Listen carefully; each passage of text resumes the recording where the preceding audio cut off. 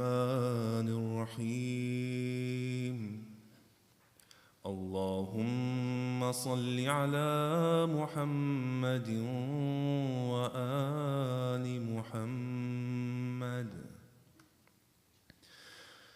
السلام عليك يا أبا عبد الله. السلام عليك يا ابن رسول الله. السلام عليك يا خيرة الله وابن خيرته. السلام عليك يا ابن أمير المؤمنين وابن سيد الوصين. السلام عليك يا ابن فاطمة سيدة نساء العالمين.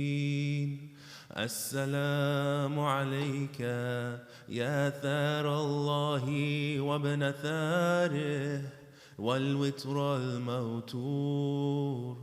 السلام عليك وعلى الأرواح التي حلت بفنائك.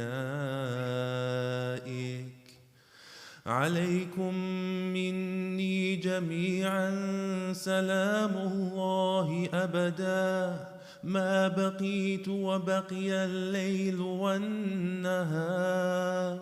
يا أبا عبد الله، لقد عظمت الرزية وجلت وعظمت المصيبة بك علينا وعلى جميع أهل الإسلام. وجلت وعظمت مصيبتك في السماوات على جميع أهل السماوات. فلعن الله أمة أسست أساس الظلم والجور عليكم أهل البيت.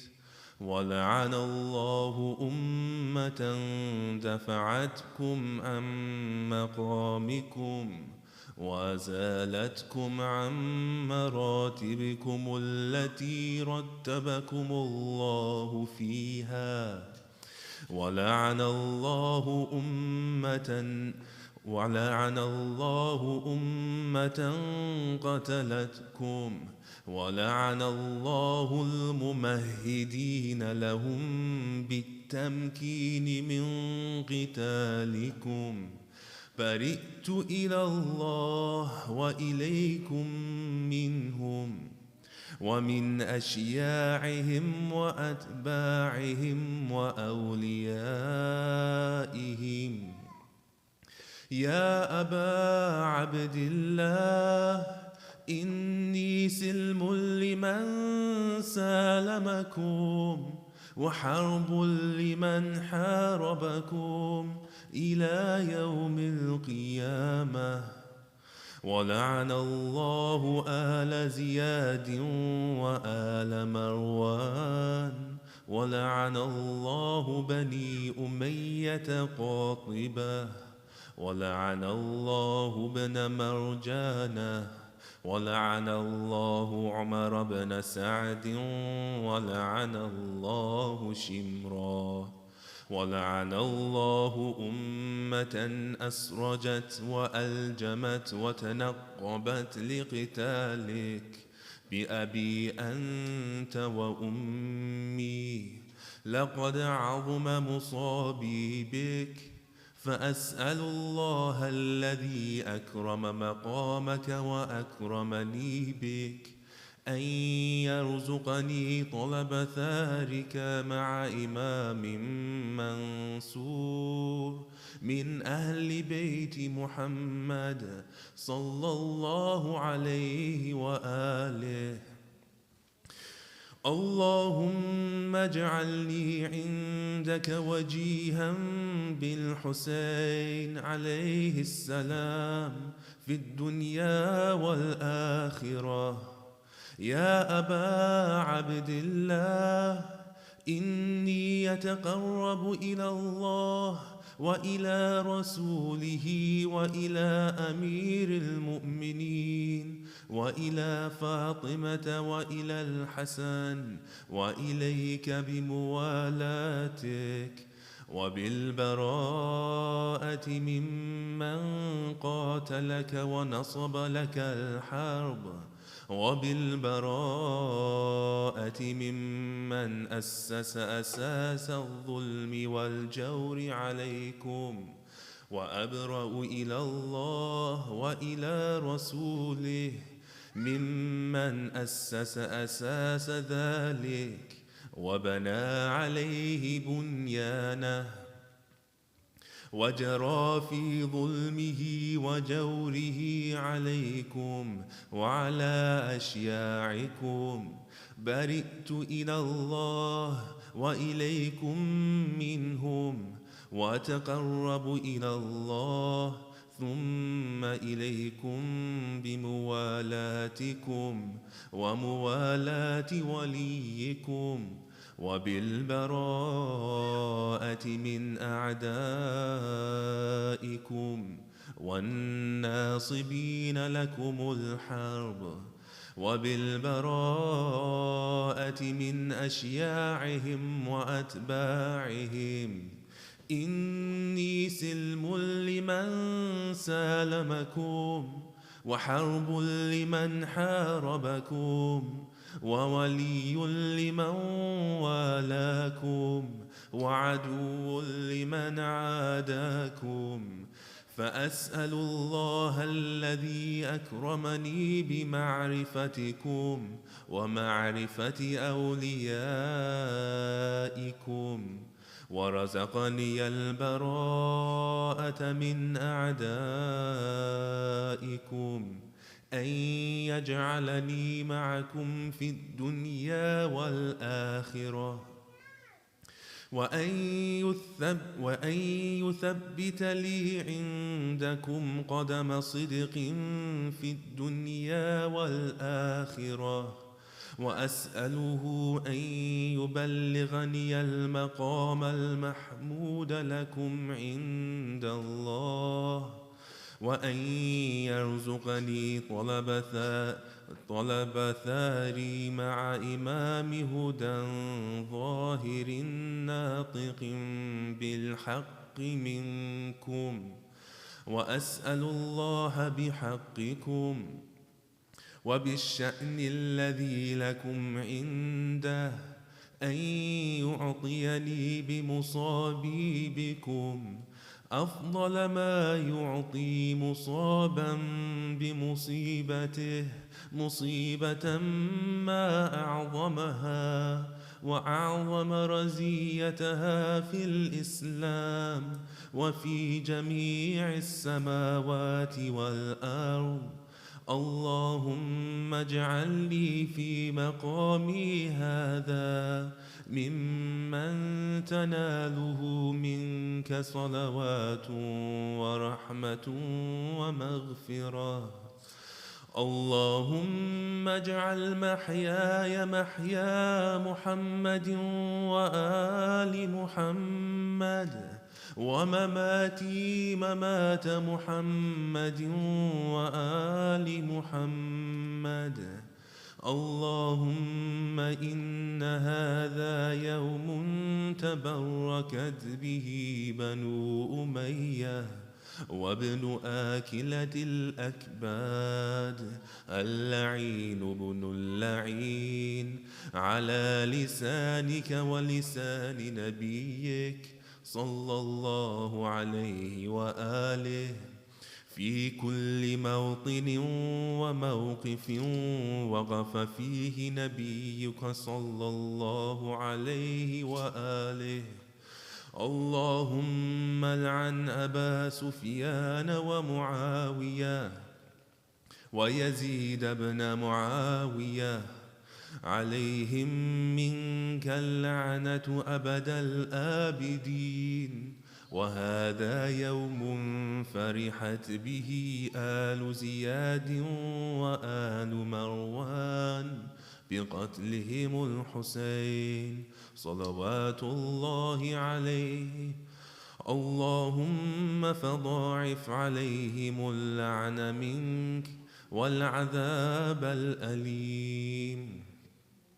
اللهم إني أتقرب إليك في هذا اليوم وفي موقفي هذا وأيام حياتي بالبراءة منهم واللعنة عليهم وبالموالاة لنبيك وآل نبيك عليه وعليهم السلام. اللهم لعن أول ظالم ظلم حق محمد وآل محمد وآخر تابع له على ذلك. اللهم لعن العصابة التي جاهدت الحسين وشايعت وبايعت وتابعت على قتله. اللهم لعنهم جميعا. السلام عليك يا أبا عبد الله وعلى الأرواح التي حلت بفنائك. عليك مني سلام الله أبدا ما بقيت وبقي الليل والنهار، ولا جعله الله آخر العهد مني لزيارتكم. السلام على الحسين وعلى علي بن الحسين وعلى أولاد الحسين وعلى أصحاب الحسين. اللهم خص أنت أول ظالم باللعن مني، وابدأ به أولا ثم العن الثاني والثالث والرابع.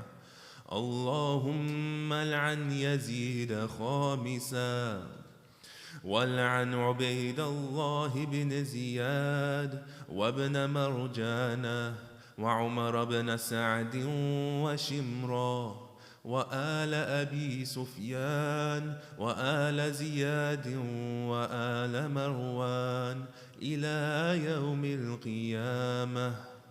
سجود. اللهم لك الحمد حمد الشاكرين لك على مصابهم. الحمد لله على عظيم رزيتي. اللهم ارزقني شفاعة الحسين يوم الورود، وثبت لي قدم صدق عندك مع الحسين وأصحاب الحسين الذين بذلوا مهجهم دون الحسين عليه السلام، برحمتك يا أرحم الراحمين. وصل اللهم على محمد وآله الطيبين الطاهرين.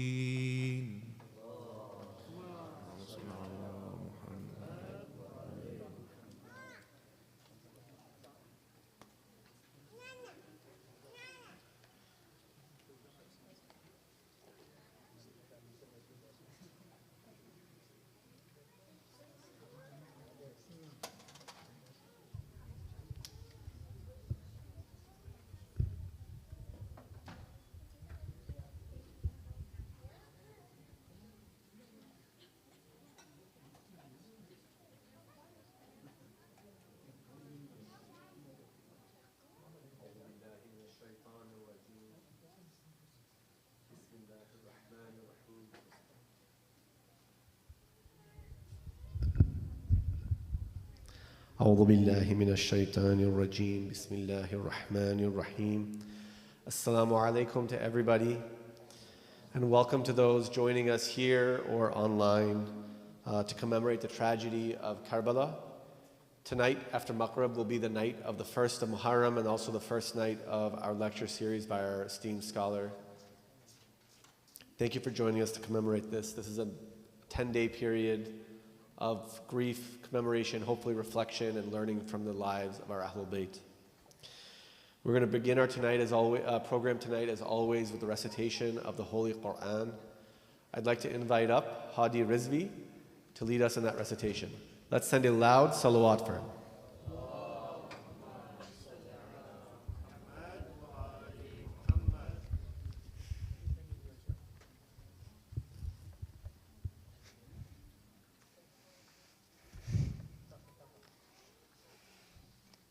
أعوذ بالله من الشيطان الرجيم بسم الله الرحمن الرحيم والفجر وليال عشر والشفع والوتر والليل إذا يسر هل في ذلك قسم لذي حجر ألم تر كيف فعل ربك بعاد إرم ذات العماد التي لم يخلق مثلها في البلاد وثمود الذين جابوا الصخر بالواد وفرعون ذي الأوتاد الذين طغوا في البلاد فأخطروا فيها الفساد فصب عليهم ربك صوت عذاب إن ربك لبالمرصاد فأما الإنسان إذا ما ابتلاه ربه فأكرمه ونعمه فيقول ربي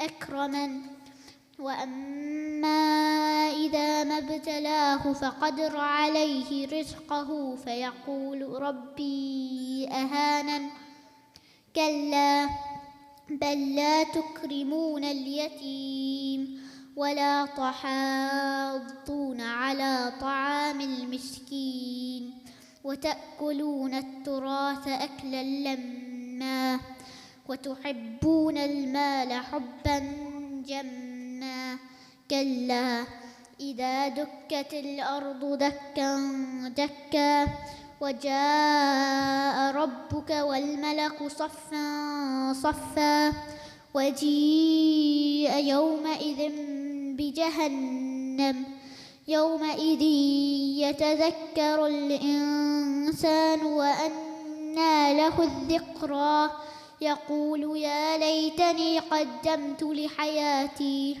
فيومئذ لا يعذب عذابه أحد ولا ينثق وثاقه أحد لا يا أيتها النفس المطمئنة ارجعي إلى ربك راضية مرضية فادخلي في عبادي وادخلي جنتي.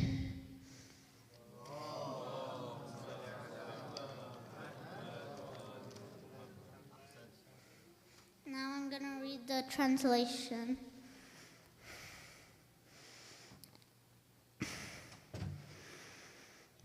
By the dawn, and by 10 nights, and by the even and the odd, and by the night when it passes, is there not in all that an oath for one of perception?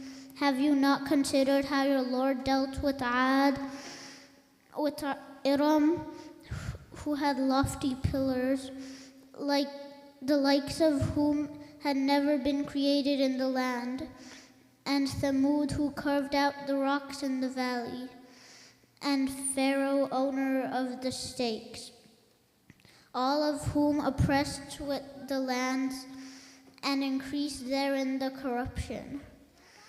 So your Lord poured upon them a scourge of punishment. Indeed, your Lord is in observation.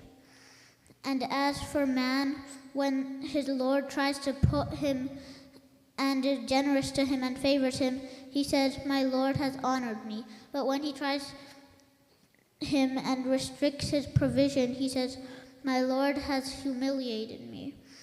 No, but you do not honor the orphan, and you do not encourage one another to feed the poor. And you consume inheritance, devouring it altogether, and you love wealth with immense love.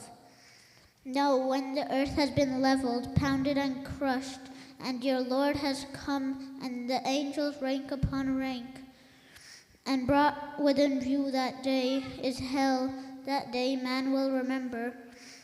But what good to him will be the remembrance?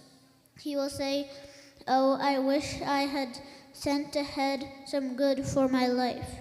So on that day, none will punish as severely as his punishment, and none will bind as severely as his binding. To the righteous it will be said, O reassured soul, return to your Lord, well pleased and pleasing to him, and enter among my righteous servants, and enter my paradise. Salawat.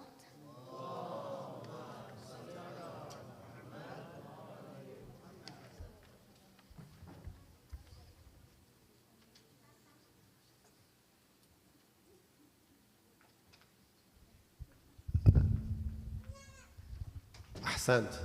That was a beautiful recitation. One of the things that I appreciate the most about these nights is a reminder of how many of the young boys and girls of our community have beautiful voices, beautiful talents, and just a commitment to our Ahlul Bayt. Let's send a loud salawat for Brother Hadi.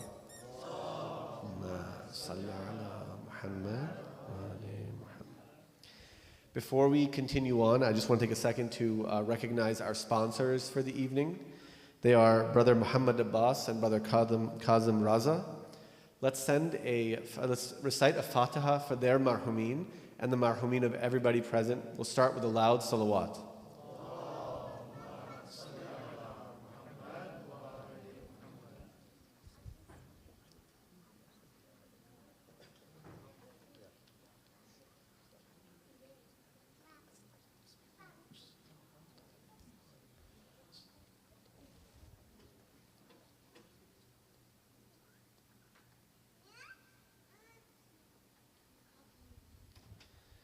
Next, inshallah, we're going to have some poetry and salam from some of the members of our community.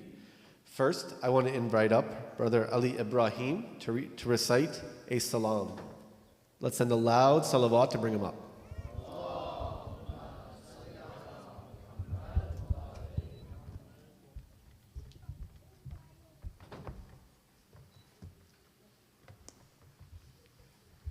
Salawat.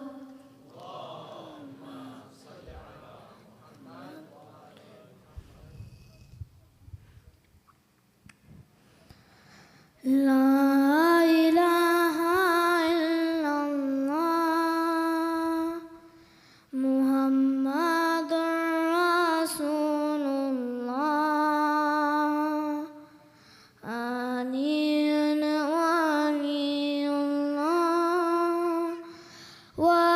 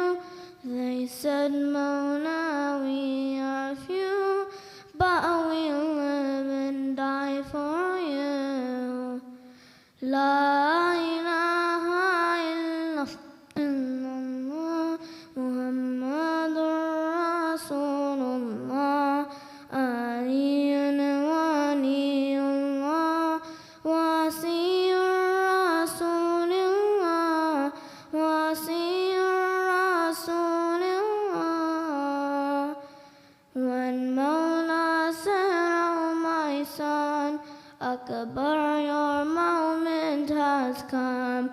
Let your faith and courage show. Let these coward heathens know. Let your faith and courage show. Let these coward heathens know. La ilaha illallah Muhammadur Rasulullah Aliyun waliyullah Wasiyur Rasulullah Wasiyur Rasulullah.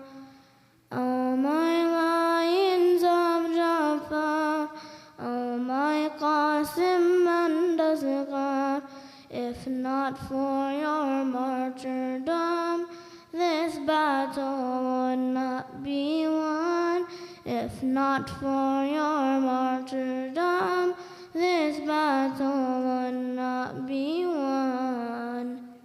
La ilaha illallah Muhammadur Rasulullah Aliyun waliyullah Wasiyur Rasulullah Wasiyur Rasulullah. Oh, will you come back, Abbas? There is no one crying piyas in this eerie land unknown. Are you leaving us alone? In this eerie land unknown, are you leaving us alone?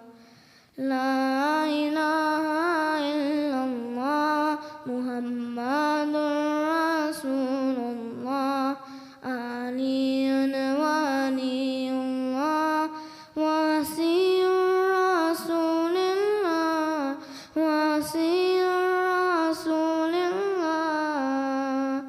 See this dagger on my neck, this is my moment of death. Hear my Shia far away, hear and hear your Mawla say. Hear my Shia far away, hear and hear your Mawla say. La ilaha illallah Muhammadur Rasulullah Aliyun waliyullah Wasiyur Rasulullah Wasiyur Rasulullah.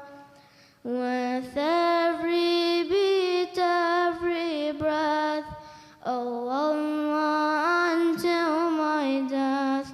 If I die old or young, keep this kalima on my tongue. If I die old or young, keep this kalima on my tongue. La ilaha illallah Muhammadur Rasulullah Aliyun waliyullah Wasiyur Rasulullah Wasiyur Rasulullah. Salawat.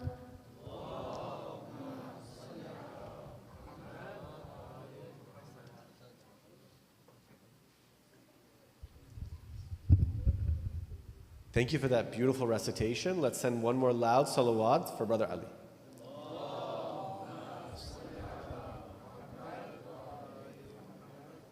Inshallah, next we're going to have a poem, but before that, I'm going to request that the gentlemen all come forward. There's about 10 feet of space up front, and the sisters are getting cramped in the back. So let's send a loud salawat and shift up.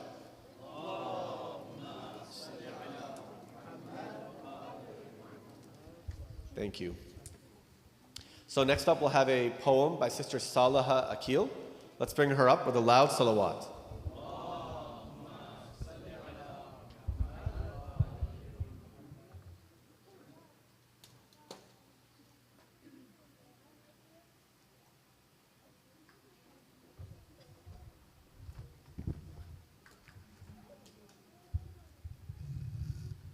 Assalamu alaikum. I'm going to read a short poem entitled Dear Lady Zainab. What I wish is that I had more to offer than questions and promises. I am writing only in wonder and awe of what you did. I am an artist. I believe myself able to scan the world and pick out the most beautiful things, and yet I am at a loss when I hear your words. They say you saw nothing but beauty among the cruelly beaten bodies of your men, and I can only marvel when I hear this. Can only sit and attempt to vainly enumerate all the instances of your bravery, my lady. I lose count every time.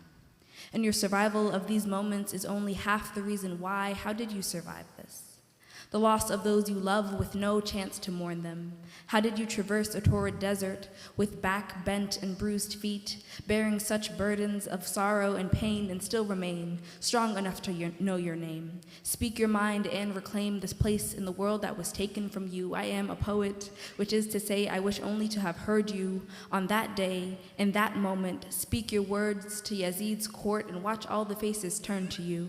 How shocked they must have been to be called down from their lofty places by a woman before them in chains. You put voice to a tragedy and demanded its remembrance so that history would never forget. I cannot imagine strength like yours. What made you so strong? I'm sure it must have been your faith in God. I will not forget you. A useless promise, to be sure, for you do not need my memory to make your story true, but I will not forget you. Will call to mind your strength, survival, and pride. In every moment I feel weak and seek to find beauty in everything. Salawat.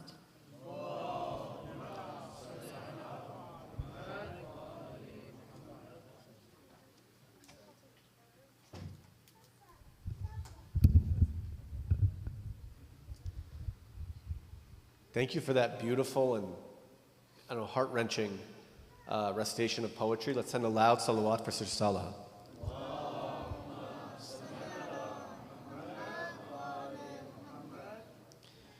We're now, inshallah, going to move on to our main lecture. We're lucky to have Shaykh Azhar Shirazi joining us.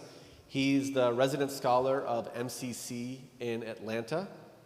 He was born and raised in Austin, Texas. He began his traditional seminary work at the Ahlul Bayt Seminary in Streamwood, Illinois, under teachers such as Sayyid Sulaiman Hassan, Shaykh Rizwan Arastu, and Shaykh Mukhtar Faizi, as well as through correspondence work that he continued with teachers in Qom, Iran. He completed his coursework in 2019 and continues his studies now. He lives in Atlanta with his family. We're excited to have him and look forward to benefiting from his knowledge and expertise. Let's bring him out with a loud salawat.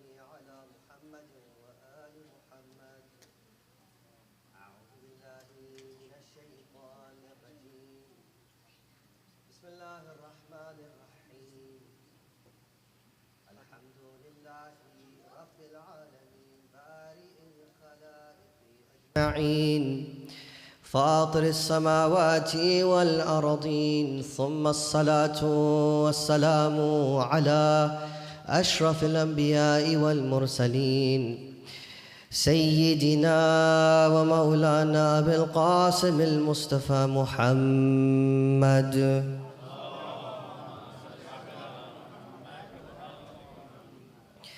وعلى أهل بيت الطيبين الطاهرين المعصومين المظلومين أما بعد فقد قال الله تبارك وتعالى في القرآن المجيد بسم الله الرحمن الرحيم ولا تحسبن الذين قتلوا في سبيل الله أمواتا بل أحياء عند ربهم يرزقون صدق الله العلي العظيم وصلى الله على محمد وآله الطاهرين.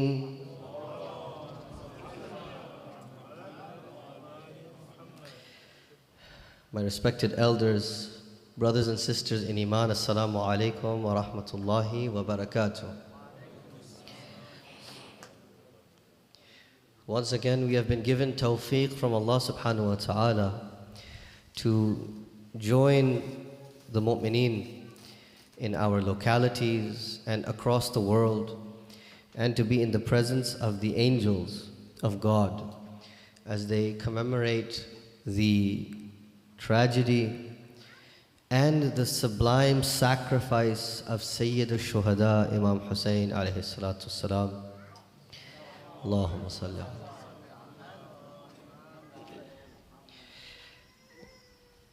For many of us here, I look young, but I think it's been about 30, 40, 50, 60 years for some of us who have busied ourselves unfailing every year to make sure that we sit down, we volunteer, we pick up a broom, we hand out tabarruk, and most of all, we bring our children and ourselves to mourn, to cry, to weep for Aba Abdullah. Even some of the little ones, the young ones here, they have already participated in a decade plus of this remembrance. And the question is why? Why is it so special that we unfailingly never forget our responsibility to this tragedy?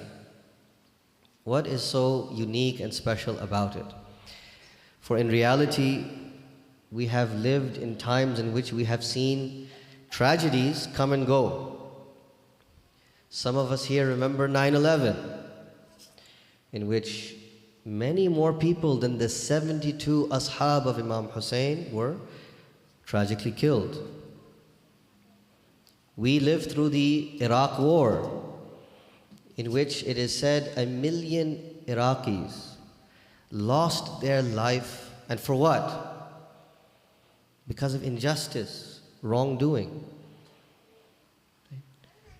We are reading stories and watching movies about the atomic bombs that fell upon Hiroshima and Nagasaki. Right? I think the latest statistic I read was that 200,000 people lost their lives in milliseconds with these, terrible weapons that just kill and cause wanton destruction. We would do good to remember those tragedies, to learn from them, to remember those who were innocently lost their lives, to ensure that we don't make the same mistake as our predecessors. But why is it that Allah subhanahu wa ta'ala and Ahlul Bayt ensure that you must never forget Karbala?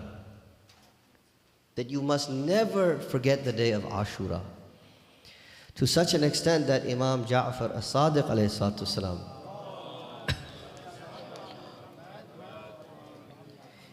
he says, Kulluna sufunan najah. All of us are arks of salvation. Every member of the Ahlul Bayt, they are ships that will deliver you to your goal. They will provide you what you need to find yourself, inshallah, in the place of salvation on Yawm al-Qiyamah. Kulluna sufunan najah. ولكن سفينة جدي الحسين أوسع وأسرع. It is the ship of Imam Hussain that is the biggest, the widest, and the fastest. Why? Why is it that Ahlul Bayt themselves, there's no hasad and jealousy amongst the awliya of Allah subhanahu wa ta'ala. They know that Sayyid al-Shuhada has this role. What is so unique about Imam Hussein and Lady Zainab and the Ashab of Karbala? I believe you will begin to find answers to these questions when you look not at numbers and quantities. Yes, if large numbers of people are innocently wronged and oppressed, this is terrible. This is wrong.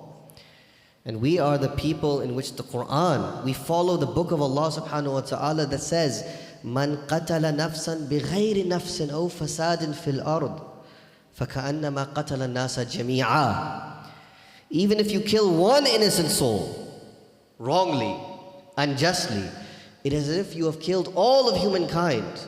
So we are not neglectful of wrongdoing anywhere or to anyone. But there is something unique about what happened in Karbala. For Imam Hussein and his loved ones, even his children, they were not simply victims. They were not simply those who were unjustly wronged, but they are those who willingly went and said to Imam Hussein that we are going to be with you even if it means we give everything in the way of Allah subhanahu wa ta'ala. This type of example Allah subhanahu wa ta'ala is so proud of. He says every year, not every year, every day of your lives. Right? We have this important saying, Kullu yawmin ashura. وَكُلُّ أَرْضٍ كَرْبَلَا. Every day is Ashura. Allah subhanahu wa ta'ala ensures that we remember this example so that we understand what true and real Iman is. And so, for these next few nights together, inshallah, we will be analyzing this important characteristic of Iman billahi subhanahu wa ta'ala. And how the iman of these individuals, and most of all Aba Abdullah al-Husayn alayhi salatu wasalam, can make us fearless the way the ashab were fearless on the day of Ashura. How iman can make us those who understand what is truly that which will give us what the soul needs for its own nourishment. And how iman billahi subhanahu wa ta'ala is that which transforms us. Every single one of us, through Iman and faith, we can become heroes like we see on the day of Ashura. Kindly help me by reciting the loudest and proudest of salawat ala Muhammad wa ali Muhammad.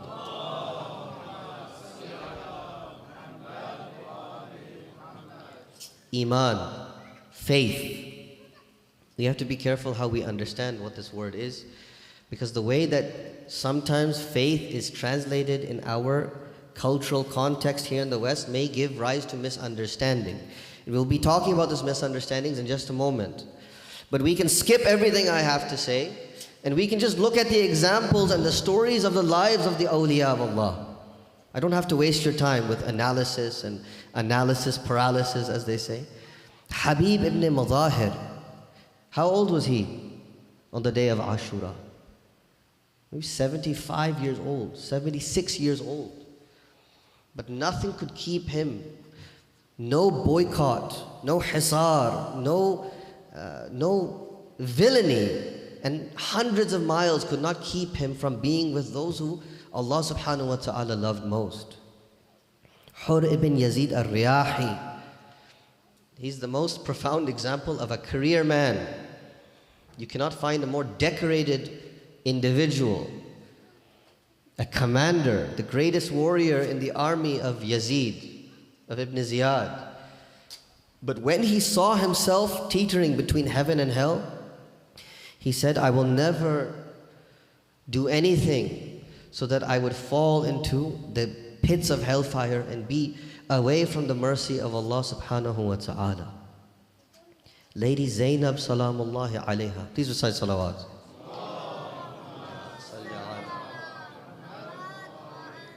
I think Sister Salihah said it better than I could. Right? Those words that she said in front of Yazid al-Mal'oon, مَا رَأَيْتُ إِلَّا جَمِيلًا. Have you ever seen a better example of what it means to have حُسْنُ الظَّنِّ بِاللَّهِ subhanahu wa ta'ala? To understand that Allah has a plan, that on the other side of this bridge of death is your salvation, that your children are being taken care of by Allah subhanahu wa ta'ala. That Nabi Ibrahim and Lady Sarah, it is said that those children who lose their lives earlier than their time, they are being taken care of by the great prophet of God, Abraham. This is faith, this is understanding. That we give our blood, we give our loved ones, knowing that they are in a better place, taken care of by Allah subhanahu wa ta'ala. And Imam Hussein alayhi salatu wassalam, recite salawat please.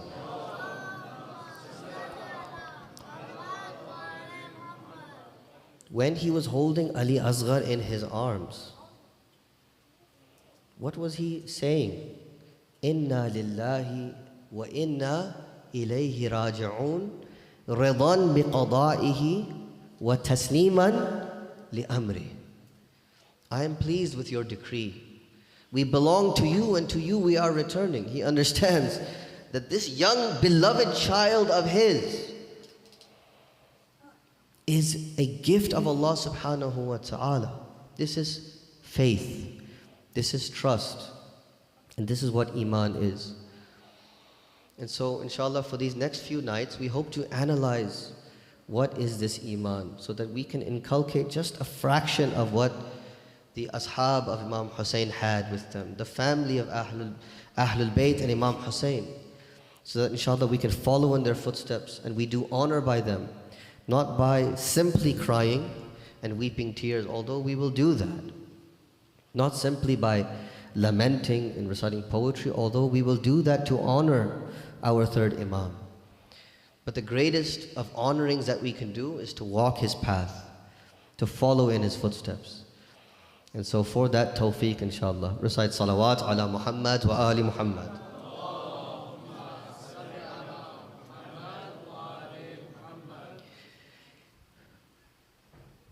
When you have faith like this, it will change the way that you live in this world. This material world in which we live, it is a place of decay and corruption and destruction. Right? Have anyone ever learned about thermodynamics and all of these fancy sciences? Right?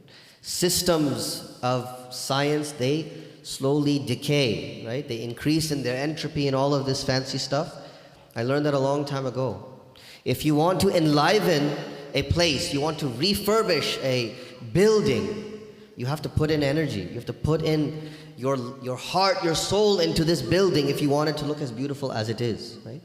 All of these beautiful sha'irullah that you've put on the wall, all of the cleanliness that you find, you have to put heart and soul into that.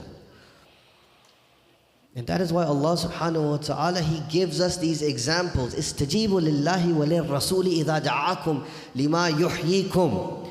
Answer the call of Allah when He called you to that which gives you life.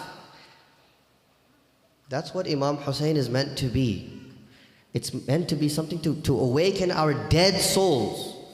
And in reality, that is what we are, sorry to say. For the Quran tells us that we are dead, but those shuhada who give their lives and their souls in the way of Allah, it is they who are really alive. وَلَا تَحْسَبَنَّ الَّذِينَ قُتِلُوا فِي سَبِيلِ اللَّهِ أَمْوَاتًا. Do not even imagine, do not even think that those who were slain in the way of Allah, that they are dead. They are not dead. بَلْ أَحْيَاءٌ. They are alive. عِنْدَ رَبِّهِمْ يُرْزَقُونَ. And they are being taken care of, nourished by Allah subhanahu wa ta'ala. And so that's why we are here. That is what Iman is meant to give us. It is meant to awaken our dead souls.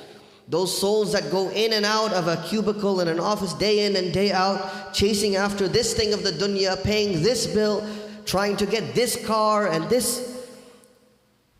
This is not giving us life. Right? With all due respect to the dunya, there's nothing wrong with the material world. But the job of the material world, it is not capable of giving you what your soul needs. if you use that material world for the sake of Allah subhanahu wa ta'ala, for the sake of your iman, for the sake of enlivening and helping and supporting your community, then that is actually not dunya at all, that is iman. And that is why we are here, brothers and sisters. Send the loudest of your salawat ala Muhammad wa ali Muhammad.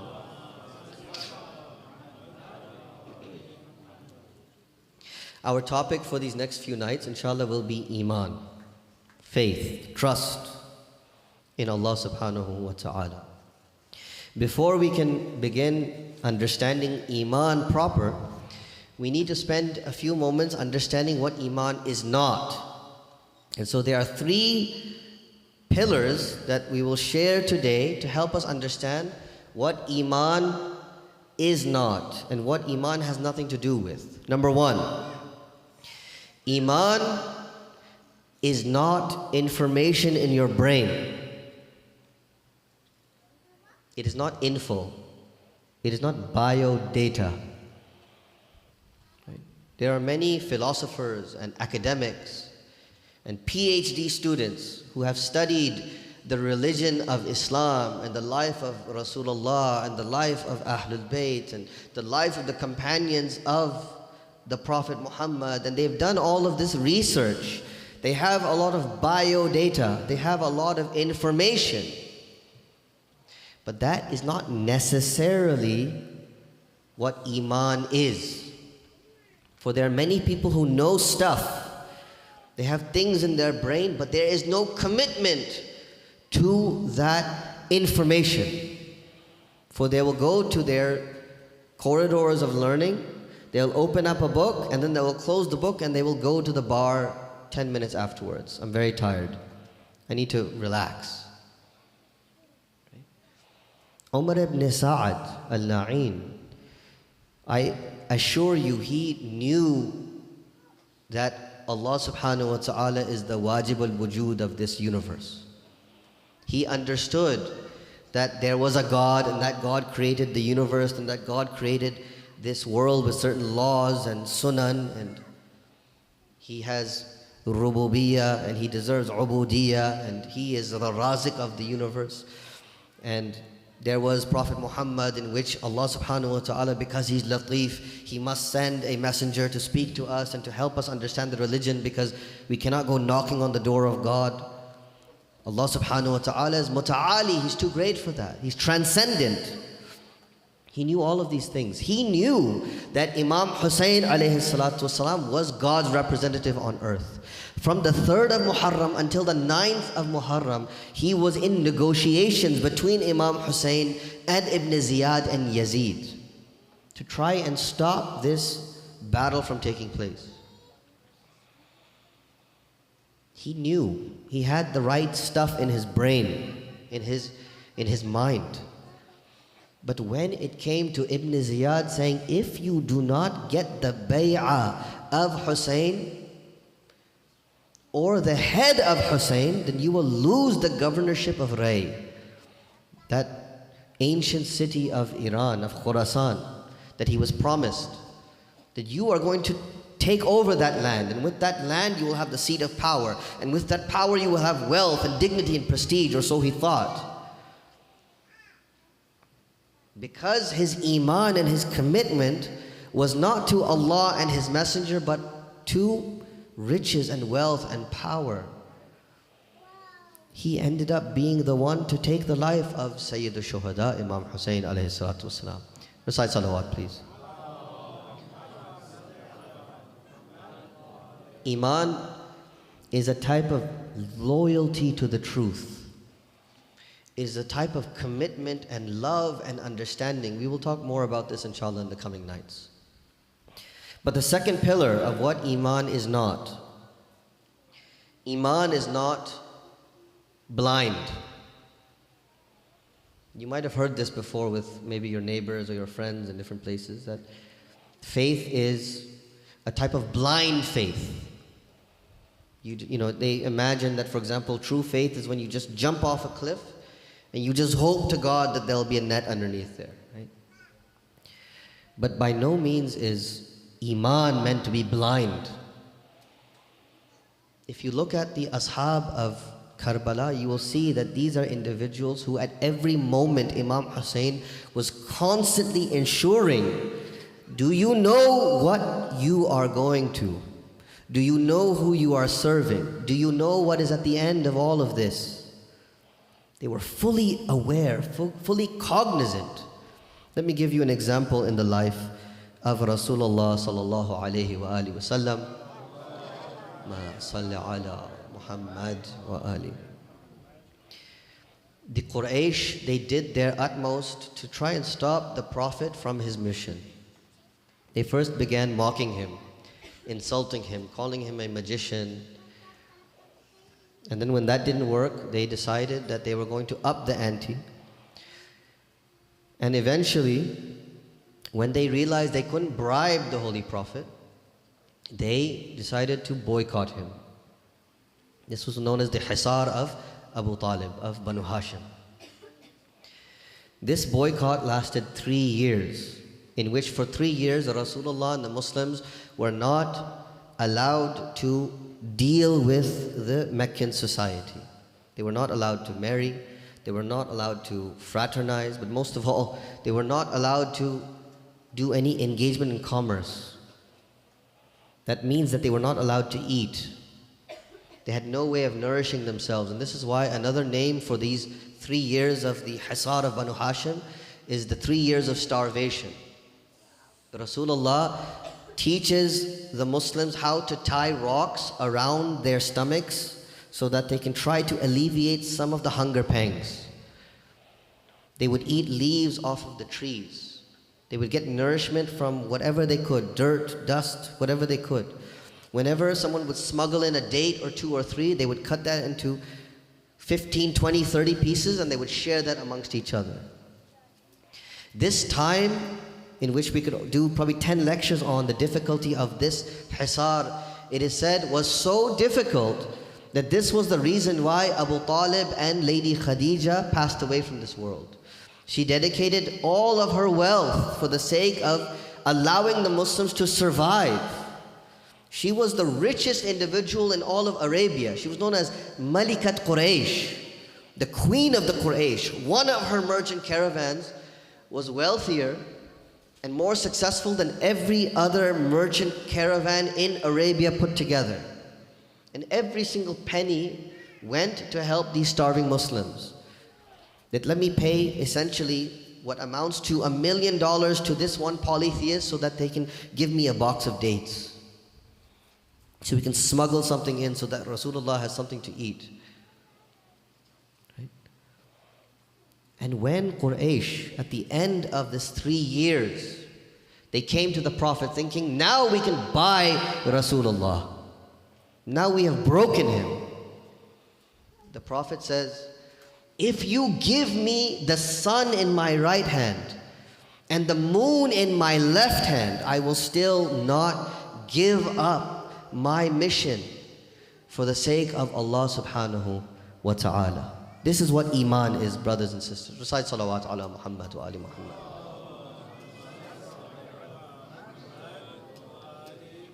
Iman is not something that you can buy at the marketplace. So, Iman is not something that is pure information, but it is loyalty and trust to what you know to be the truth. And number 2, it is not blind, it is with awareness. After 3 years, do you not think that Rasulullah and the Muslims were aware of what this Iman entails? Was there any question in their minds that perhaps they were doing this for the dunya or maybe for being first-class citizens in the Prophet Muhammad's future community? The third pillar of what Iman is not, brothers and sisters, is that Iman cannot be forced. Iman is not something that you can compel anyone to have. It is a choice. The Quran says, أعوذ بالله من الشيطان الرجيم لا إكراه في الدين قد تبين الرشد من الغي. There is no compulsion in religion. You cannot force and compel people to having faith and iman billahi subhanahu wa ta'ala. Truth is clear, falsehood is clear. There's a clear distinction.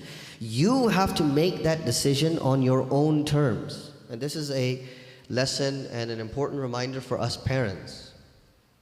We cannot twist the ears of our children into having faith in God.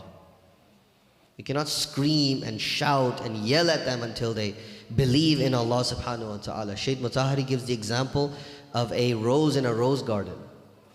Any gardener knows that you cannot tug at the rose or pull at the rose if it's not growing fast enough or the way that you want. The job of the gardener is to provide a loving environment, a caring and healthy bedrock, or a healthy soil and nutrients and water, love, care, TLC. That is what the gardener has to provide in order for that rose to grow. But that rose will grow on its own terms. And the most that we can do, brothers and sisters, is to provide a loving home for our children, to show them that Iman changes you for the better. Iman makes you a better parent, a caring parent. That even when you have to say that, listen, this is the wrong thing that you're doing, you do so in a loving and caring, in a way that shows that you are a good example for your children. But it cannot be forced. La ikraha fid deen. And so, this is why even Allah subhanahu wa ta'ala doesn't force His slaves and His servants to believe in Him. Because if He forces them, it's actually not Iman at all. Have you ever seen one of those, God forbid we be protected from this type of behavior, but those people who are in love with someone and they go chasing them around everywhere they go, they stalk them, they chase after them, and the other side, the other part of the relationship has no interest in them. And they think that harassing them and bothering them and texting them and calling them and knocking on their door is going to somehow make them love them more. That's not how love works. Love is a movement of the heart. It is a change of direction that you make for your own self. And that is why even Allah subhanahu wa ta'ala doesn't even dazzle you and I or perform miracles or mu'jizat for the sake of making us believe. Many people ask, why doesn't Allah subhanahu wa ta'ala write the message of Islam in the clouds? Make it crystal clear for us. Why doesn't God do that?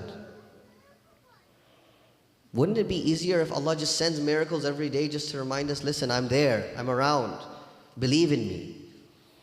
But Allah subhanahu wa ta'ala does not do that. The Holy Quran actually tells us that even if God were to do that, to send dazzling signs every day, those of us who want to live self-centered lives, those of us who want to just live for our own nafs and our own material desires and shahawat, even then, those mu'jizat, those miracles would amount to nothing. What do I mean? The Quran gives an example. Bismillah ar-Rahman ar-Rahim. وَإِن يَرَوْا كِسْفًا مِنَ السَّمَاءِ سَاقِطًا يَقُولُ سَحَابٌ مَرْكُومٌ. If we were to show them a fragment being broken off from the sky and falling upon their heads. People say this a lot. Why doesn't God make the sky fall on us? So Allah says, okay, if I were to do this, what would they say? They would say, this must be another cloud that is another type of cumulonimbus cloud that we have not discovered before. They would explain it away. Allah subhanahu wa ta'ala says this in many, many verses, that if we were to give them a stare into the heavens, and they were to climb up, and they were to peer into the other side, Allah subhanahu wa ta'ala does inkishaful ghita, and they were to come back. Those who wish to disbelieve and live their own selfish, self-centered lives would say, my eyes have been tricked. This must be a magician. This must be something that I dreamt. It's not something that was real. If Allah subhanahu wa ta'ala even was to write words in the sky, Bismillahir Rahmanir Rahim, Ana Allahu Ta'ala, I am God Almighty, pray 5 times a day. You know what we would say? We would say this must be an alt-right conspiracy. right? They must have figured out some way to shift and change the way the clouds are. I lived in Dubai for 2 years, and it was very hot. One of the interesting things that they were talking about there is that they learned how to seed the clouds. Is that a real thing? I never researched it properly. But apparently they would do something to the clouds to suddenly make it rain. Maybe you can Google it and tomorrow tell me if it was real or not. Right? They did something like this to trick us into changing our way of life. Even if Allah subhanahu wa ta'ala, the Quran says this, that if Allah were to send angels, right? Maybe creatures, of course you and I cannot see angels, because they are immaterial creatures. We cannot see them with our eyes. But even if, let's say, Allah were to send a dragon with wings or a powerful angel that tells us, I am a messenger of God, you need to believe in Allah subhanahu wa ta'ala. Those of us who don't wish to believe, we would say that this must be some new evolved, intelligent creature. And we need to kill that creature because it's trying to change us. Right? We've all seen the movies. We've all seen that, when aliens come, what we do to them. Right? Iman is not something that you can be forced or dazzled into. It is something that you sit in your room, or you sit watching the ocean, or you feel the breeze of the wind, or you see the trees, or you look at your beautiful child, or you look at your mother and your father and you say, Subhanallah, how could this living thing emerge from nothing? Is it possible that this be an accident of material things bumping into each other? You have everything that you need. We have all that we need to understand that Allah subhanahu wa ta'ala is the true and real God and to have iman. Inshallah, in the next few nights we'll talk more about this. Please send the loudest of your salawat ala Muhammad wa ali Muhammad. You have to realize the value of iman on your own terms. It's a choice that you and I make. There is a story about a famous commander in the army and in the Khilafah of the Bani Umayyah. He lived during the time of Al-Walid. His name was Tariq ibn Ziyad. And he was the one who was entrusted with taking over and conquering Spain. And so when he took his ships, the legend says that he came to what we now know today as the Iberian Peninsula. And when he disembarked, and all of his army are now on the shores of Spain, he orders either two things to happen. Either that he burnt all of the food that was on the ships, or he burnt the ships to the ground. And now he turned to his army and he said, if you wish to survive, then you need to go and conquer this nation. Your food is in the houses of these Spanish people. And so now, of course, they were successful in conquering Spain. As you know, Spain was a Muslim nation for many, many years. But I promise you, the army of Tariq ibn Ziyad, today, if you look at that rock that sits right at the Iberian Peninsula, what is the name of that? The Rock of Gibraltar, right? Jabal al-Tariq. It is the westernized way of describing Jabal al-Tariq, named after him. I'm not sure why they named it after him though.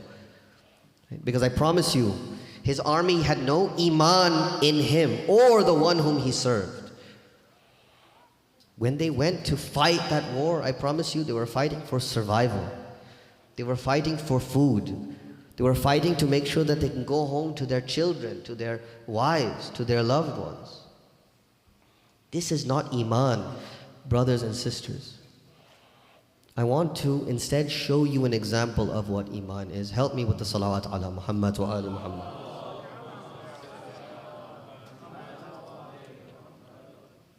Iman is not something that you can entice with the carrot and the stick. It is pure, unadulterated love. It is something that you turn your heart towards. It is said that on the night of Ashura,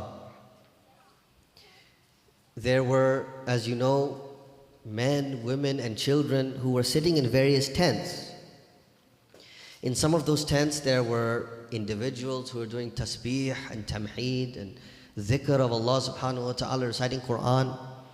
There were mothers with their loved ones, with their sons, their daughters.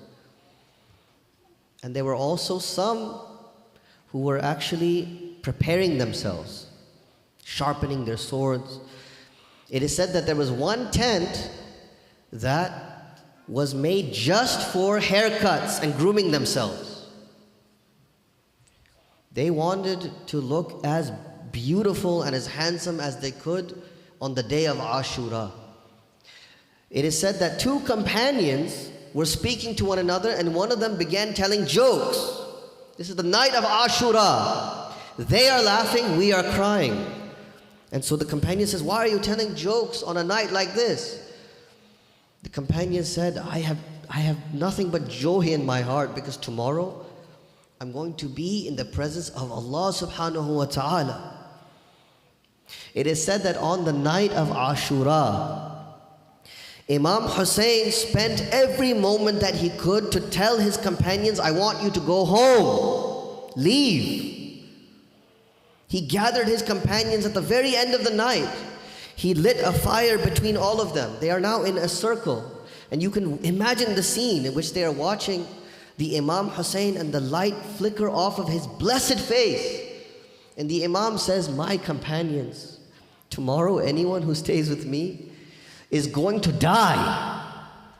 Tomorrow anyone who stays with me is either going to be a martyr and their head is going to be placed upon spears, or their hands are going to be in shackles, in chains, in ropes, and you're going to be a slave of Yazid. But wallahi, this doesn't have to happen. Go home. Go to your families. Go to your loved ones. I promise you, Imam Hussein said, Jannah is yours. When you go to Allah subhanahu wa ta'ala on the day of judgment, I will intercede for you. This is my promise to you. No one says anything. There is silence in Karbala. Imam Hussein, he says, perhaps you are embarrassed that you would go to your cities, you would go back to Medina, and the people would blame you that this family of the Prophet was left in the desert while you come home in the safety and comfort of your houses. If that is the case, Imam Hussein, he says, take my family with you. Take Ali Akbar. Take the Shabi of Rasulullah. Take my children. Take anyone by the hand, and no one will blame you when you return with the Ahlul Bayt with you, because it is only Hussein who has to give their pledge. وَمِثْلِ لَا يُبَايِعُ مِثْلَ. Only I have to die, because a person like me can never pledge allegiance to a person like Yazid. Again, there is silence. No one has said anything. Imam Hussein, he says, perhaps you are embarrassed to leave the company of your Imam. He orders that fire to be put out. And now there is darkness in Karbala. But now Imam Hussein can hear the voices of these ashab beginning to cry now. He can hear the dripping of the tears from their eyes falling upon the sands of Karbala. This is why Karbala is purified, brothers and sisters. It was a land of bala. It was a cursed place until the tears of the shuhada and the blood of Imam Hussein and his loved ones fell and purified that land. Abbas, he is the first one to say, my Mawla Hussein, how can we even think about leaving your side? If you have promised us paradise, we don't want it. If it means separating from your company. Zuhair ibn al-Qayn, he was one Uthmani before the day of Ashura.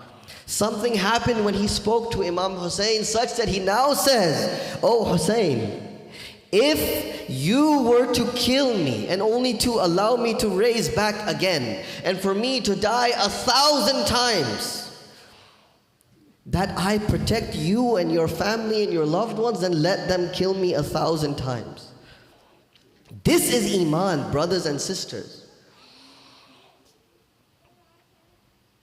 It was Iman that motivated Sayyid al-Shuhada to leave Medina. You know very well that the family of the Prophet never wished to leave Madinatun Nabi, the city of the Prophet.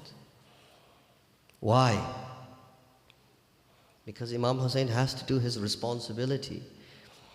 Iman motivates him to go towards Kufa, to be an imam to an Islam that has not been yatim and orphaned. But it was difficult for our Imam. It was difficult because there were 3 individuals who were very important to Imam Hussein who were still there. Imam Hussein first goes to the grave of Hassan al-Mujtaba. He must have gone there and thought about those days in which they were with their family, lovingly enjoying each other's company, in those few days that they had in peace and comfort. But he must have remembered those very difficult years in which he and Hassan held hands together, facing every trial, every tragedy, every difficulty. But Imam Hussein now goes to the grave of his Jad Rasulullah. And as he goes to the grave of his grandfather, it is said the Arbab of Azhar say that he began pleading with Rasulullah. He says, my Jad Rasulullah, I don't want to leave you. But إِنَّمَا خَرَجْتُ لِطَلَبِ الْإِصْلَاحِ فِي أُمَّةِ جَدِّي. It is for your nation that I go now and try to reform this ummah of yours. To give one example that there is still justice and truth in your nation. It is said that he either heard the voice of his grandfather or he saw his grandfather when he closed his eyes. Rasulullah tells him, my son Hussein, you are not leaving me, but you are coming to me. You are coming to me, but when you come, it will be a difficult journey. Because when you come to me, your beard will be stained with your blood. You will come with your beloved 6-month-old child in your hands. You will come with dirt on your clothing. You will come tattered. You will come disheveled. My son Hussein, but do not worry, because I will be the one to heal your wounds. I will be the one to quench the thirst that you will feel on the day of Ashura. Now it is said that Imam Hussein goes to a grave of a woman who was buried in the darkness of the night.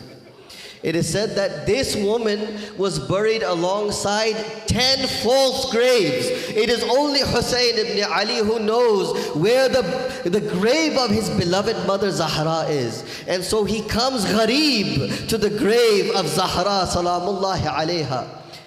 It is said that when he comes to the grave of Lady Fatima, he came to the other graves with waqar, with dignity, with honor. But when he comes to the grave of his mother, it is said that he comes like a child runs to the lap of his mother.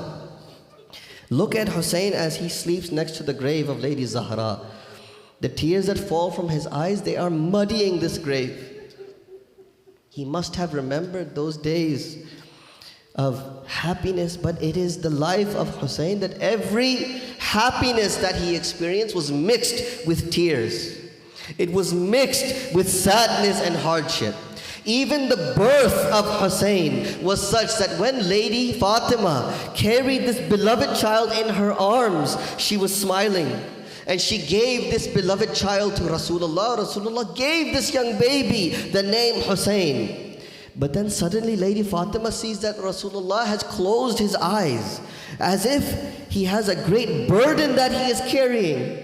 Lady Fatima then looks at her father and sees that as he opens his eyes, tears are falling upon his cheeks. And so Lady Fatima says, Ya Rasulullah, oh my father, isn't today supposed to be a day of joy, of happiness? What has brought tears to your eyes? Rasulullah says that as I was holding my son, Jibreel came to me. And Jibreel, he asked me, Ya Rasulullah, do you love this son of yours? Do you love him? Rasulullah says, I love him more than anything. Jibreel then says, Ya Rasulullah, do you give me permission to tell you what your ummah will do to this son of yours? Rasulullah, he then turns to the Ahlul Kisa and he says, I want you now to listen to Jibreel as he described what he described to me. This is the first majlis in the history of Islam. The Azadar or the Ahlul Kisa. Look and see how Lady Fatima is listening to the massacre of her son from the angel of God. How Imam Hussein will be rolling in his own blood.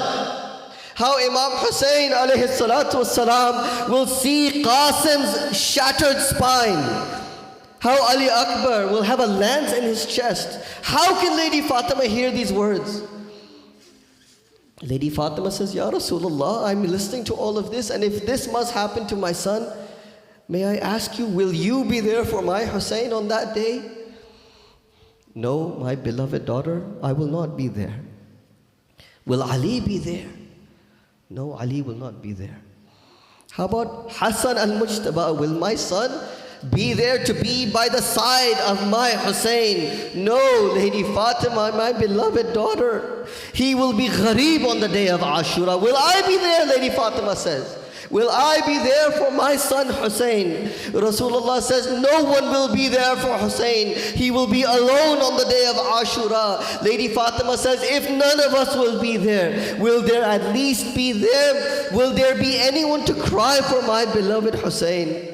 Rasulullah says that, oh my beloved daughter, Allah subhanahu wa ta'ala will raise a nation of those who will cry for our Hussein. The men will cry for the men of Hussein. The women will cry for the women of Hussein. The children will cry for the women of Hussein. Alayhi salatu wassalam. Brothers and sisters, Imam Hussein now is at the feet of the grave of his mother. And although it is a time of difficulty, it is a time of anxiety, at least Imam Hussein can lovingly spend at least a moment by the resting place of these beloved ones to him. But come to the 11th of Muharram and see the women folk clinging to the bodies, the headless bodies of their loved ones. And look at how Zajr ibn al-Qais whips them, shackles them. Their wrists are bound with ropes and chains. But brothers and sisters, it is said that when Imam Sajjad was clinging to the body of Imam Hussein, he did not have ropes around his wrists, but it is said that a collar was put on his neck. What kind of collar was this upon his neck? It is said that Imam Baqir was doing the ghusl of Imam Sajjad. He says that I saw markings on the back. These markings were from where he used to carry heavy sacks of food and bread for those who were in need, fuqara of Medina. But I also saw piercings and marks on the neck of my father. And so the ulama and the arbab of Azhar say that these must have been from the collar, which had spikes not going outward, but they would go inward, and they would pierce into the flesh of our fourth Imam. It is said that when the Imam Sajjad and the Ahlul Bayt were paraded through the streets of Sham, one of the companions of the Prophet heard about this, and he ran to see who these people were. The family of the Prophet is being paraded through the streets of Sham. How could this be? I was a servant to the Ahlul Bayt. But when Sahal ibn Sa'ad comes and looks and sees that young man in the front of this caravan, he sees that he's wearing a red shirt. He says, I've never seen the youth of Banu Hashim wear a red shirt before. But as he comes closer, he sees that Imam Sajjad is not wearing a red shirt. He is wearing a white shirt that is being dyed red with the blood from the neck of Imam Sajjad alayhi salatu wassalam. Inna lillahi wa inna ilayhi raji'un. Wa saya'lamu alladhina zalamu ayya munqalibin yanqalibun. Matem Hussein, ya Hussein.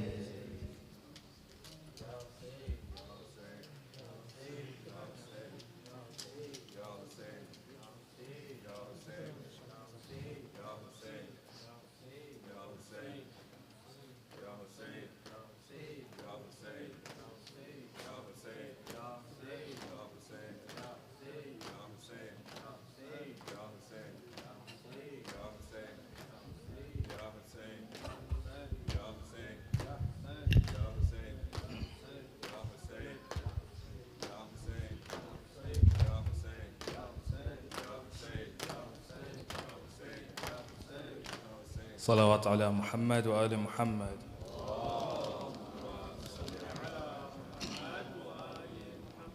Inshallah, as we welcome the month of Muharram, we all remember Imam Hussein at this time. Raise your hands, picture yourselves on the battlefield of Karbala, picture yourself in the haram of Imam Hussein, calling out, حسين مولى حسين حسين مولى حسين حسين مولى حسين. Everyone. حسين مولى حسين حسين مولى حسين حسين. All your voice. مولى حسين حسين. One more time. مولى حسين. In your haram, here I am here. In your haram, here I am here. Under your dome, breathing your air. In your haram, here I am here. Under your dome, breathing your air. Zainab's heart, oh Ali's dear. Zainab's heart, oh Ali's dear. Taha's son, Fatima's heir. Stand by my side in the grave, Hussein, my soul come to save. Stand by my side in the grave, Hussein, my soul come to save. With these tears I have no fear that you will be there for me. My Mawla, my Sultan, Hussein, you're my Quran. My Mawla, my Sultan, Hussein, you're my Quran. My Mawla, my Sultan, Hussein, you're my Quran. And even from my grave I'm calling your name, Hussein, Mawla Hussein, Hussein, Mawla Hussein, Hussein, Mawla Hussein, Hussein, louder, Mawla Hussein, Mawla Hussein. Empty hands, where are my deeds? Empty hands, where are my deeds? If you do not intercede, empty hands, where are my deeds? If you do not intercede, on the day when mothers will, on the day when mothers will abandon children they feed, and when the earth and the sun collide is when everyone, and when the earth and the sun collide is when everyone will be called by their Imam. An angel will raise the alarm. Don't leave me, come save me. Ya Hussein, come aid me. Don't leave me, come save me. Ya Hussein, come aid me. And even on that day I'm calling your name, Hussein, Mawla Hussein, Hussein, Mawla Hussein, Hussein, Mawla Hussein.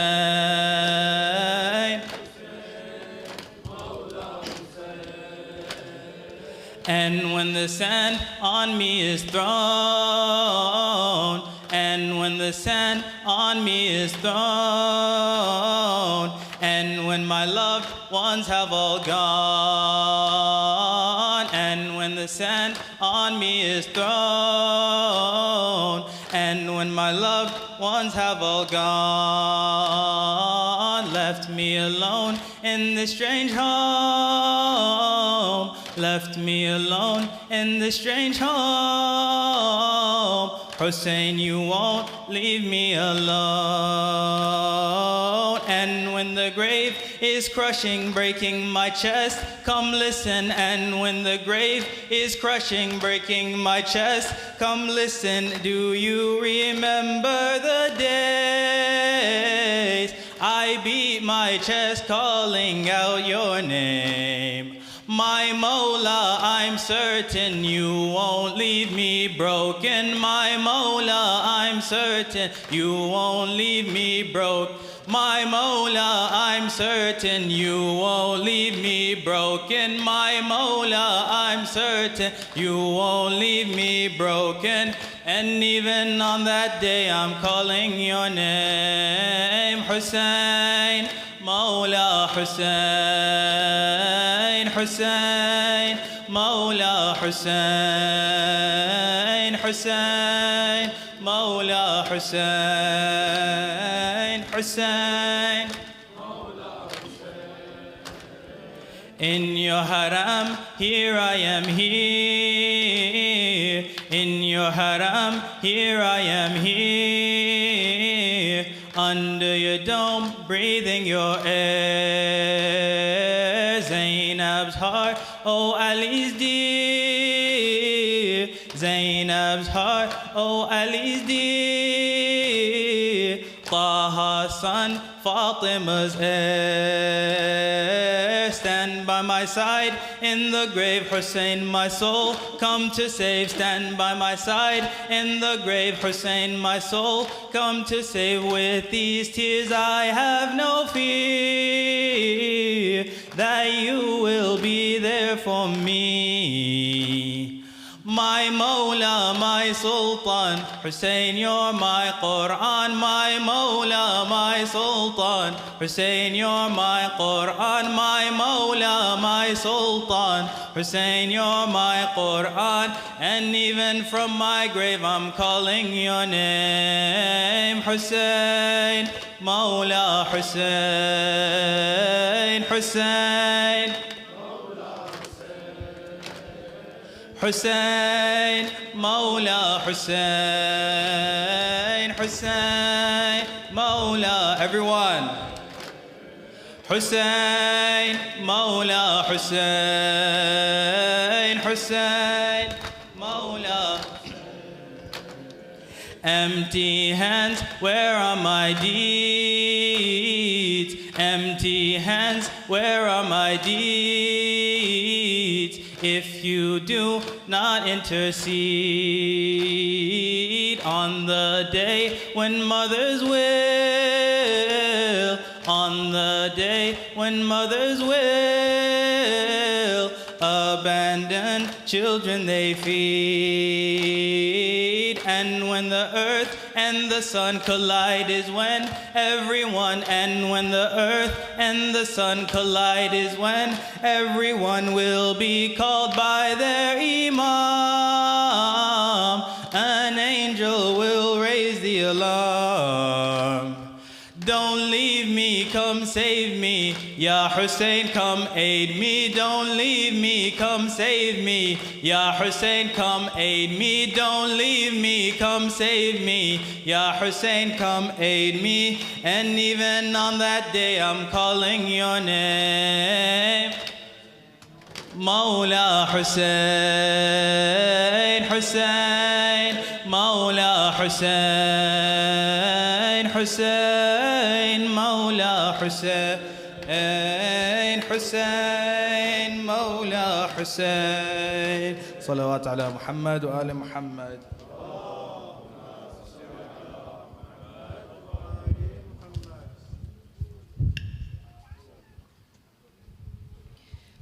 Please stand for ziyarah. اللهم صل على محمد وآل محمد. السلام عليك يا وارث آدم صفوة الله. السلام عليك يا وارث نوح النبي الله. السلام عليك يا وارث إبراهيم خليل الله. السلام عليك يا وارث موسى كليم الله. السلام عليك يا وارث عيسى روح الله. السلام عليك يا وارث محمد حبيب الله. السلام عليك يا وارث أمير المؤمنين عليه السلام. السلام عليك يا ابن محمد المصطفى. السلام عليك يا ابن علي المرتضى. السلام عليك يا ابن فاطمة الزهراء. السلام عليك يا ابن خديجة الكبرى. السلام عليك يا ثار الله وابن ثاره والوتر الموتور.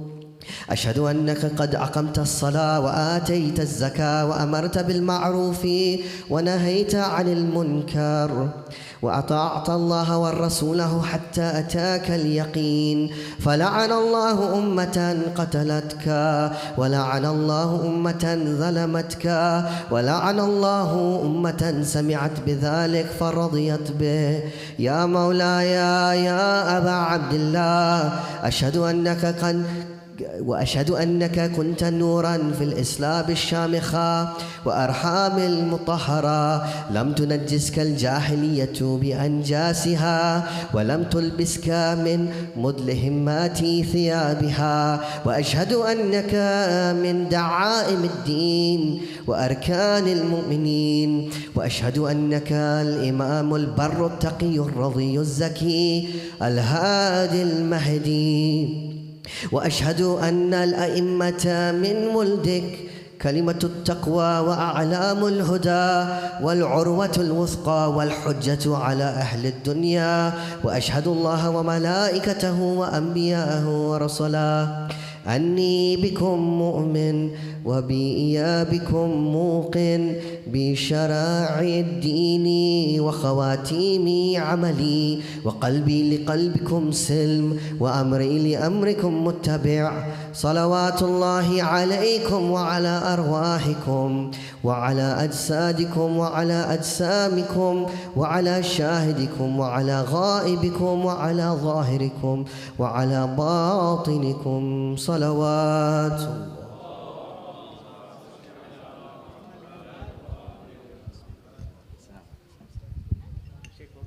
Assalamu alaikum. The Maghrib prayer will be in 2 minutes in the other hall. So we request everyone to move to that hall. You are requested to please not stay in the hallway.